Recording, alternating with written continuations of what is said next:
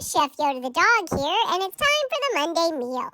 Today's Monday meal is roasted broccoli with garlic. None of those things appeals to me. I did not try this one. However, it smelled really good while it was cooking, and everyone who ate it said it was delicious. So it's real easy. My mom loved how easy it was, and she made the broccoli from frozen. She just poured frozen broccoli onto a tray. Yeah. Anywho, so just wanted to let you know this is a good one to try. It smelled really good cooking. It makes a great side dish, and it's really quick and easy.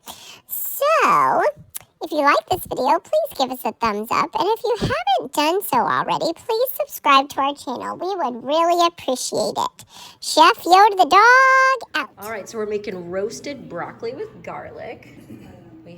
I'm doing 1.5 recipes. So 3 tablespoons olive oil, 4 cloves of garlic, and then salt and pepper to your taste. And then I use this whole bag, 32 ounces of broccoli florets that I thawed out. So it's supposed to be 20 minutes at 450, but our oven's at 325 for a ham. So I did the math, and it's gonna be 47 minutes at 325. All right, the roasted broccoli, garlic broccoli is done, and it is delicious. I recommend this one.